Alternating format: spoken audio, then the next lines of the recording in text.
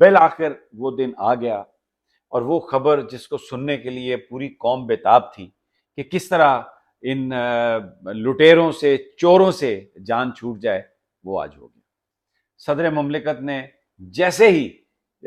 شہباز شریف کی جو سمری تھی قومی اسمبلی کو تحلیل کرنے کی، وہ ان کے پاس پہنچی ہے، انہوں نے اس پہ سائن کر دیے۔ 1 منٹ انہوں نے تاخیر نہیں کی۔ وہ تصویر بھی بھیجی ہے انہوں نے، اس میں وہ اپنی اہلیہ کے ساتھ بیٹھے ہوئے ہیں غالباً، اور وہ سامنے رجسٹر اور بیٹھے صوفے پہ، اپنے ڈرائنگ روم میں، دفتر میں بھی نہیں گئے۔ انہوں نے کہا بھائی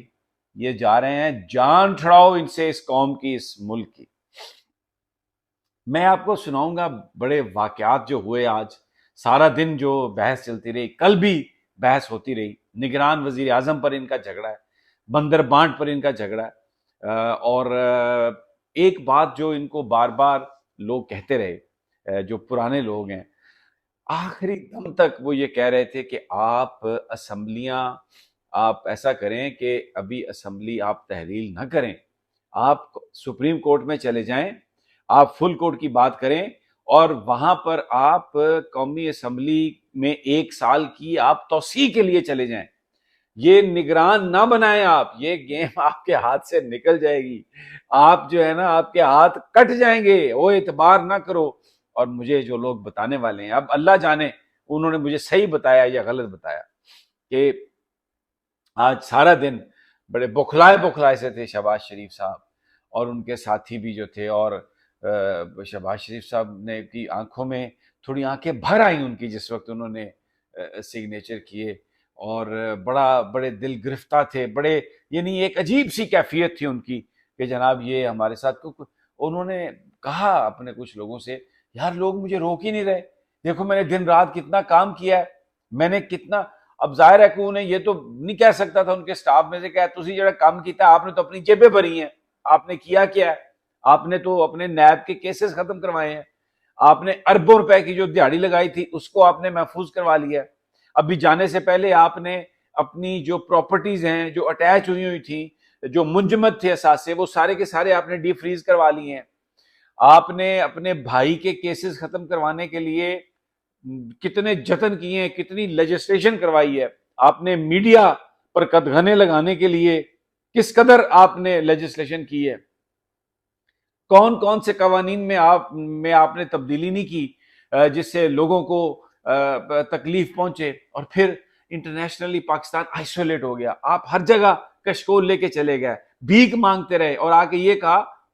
مجھے لوگ دیکھ کے کہتے ہیں یہ مانگنے والا آ گیا، یہ منگتا آ گیا، کیا یہ پاکستانی قوم کی عزت تھی؟ اور پھر آپ ایک دوسرے کو گالیاں نکالتے تھے، ایک دوسرے کا پیٹ چاک کر کے آپ کروڑوں اربوں جو قوم کے لوٹے ہوئے تھے وہ وصول کرنے کی بات کر رہے تھے، زرداری آپ کو ناسور کہہ رہا تھا، آپ اس کو ایک بیماری کہہ رہے تھے، یعنی ایسے، اور پھر مولانا فضل الرحمان، آپ نے جو نام میں نہیں لیتا اس لیے کہ مولانا خفا ہو جاتے ہیں، وہ کس نے لیا، اور پھر پاکستان کے اداروں پر جو آپ نے تنقید کی، اور آپ نے جس طریقے سے جو پاکستان کے جوان ہیں ان کے جس طریقے سے آپ نے جذبات کو مجروح کیا، اور پھر ایک انتہائی پاپولر لیڈرشپ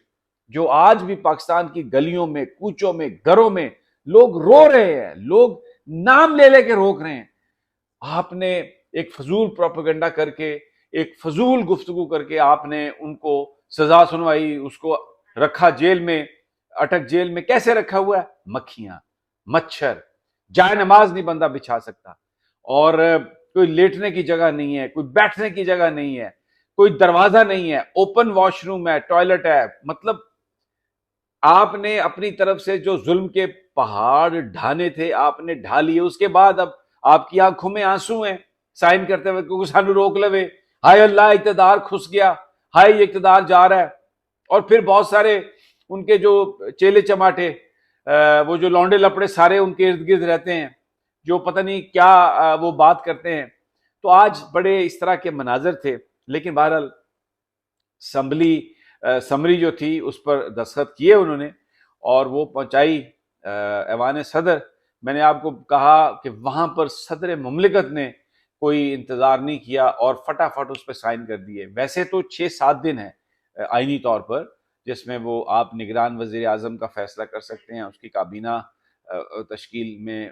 اس کی تشکیل ہوتی ہے، لیکن مجھے لگتا ہے کہ صدر مملکت کی یہ خواہش ہوگی کہ یہ کل ہی فیصلہ کر لیں۔ کل راجہ ریاض سے انہوں نے ملنا ہے، جلیل عباس جیلانی صاحب ان کے گھر پروٹوکول آ گیا ہے، وہ اینٹی ٹیررسٹ اسکواڈ کی گاڑی بھی کھڑی ہے وہاں پہ۔ پہلے تو ان کے گھر ریٹائرڈ افسر تھے، ادھر تو کوئی بندہ ہی نہیں گزرتا تھا، اب یہ گاڑیاں کھڑی ہیں، تو اس کا مطلب یہ ہے کہ ہما ان کے سر پر بیٹھ رہا ہے۔ اور ویسے آپس میں ان کا جھگڑا ہے، یہ نام جو ہے یہ زرداری صاحب کی طرف سے آیا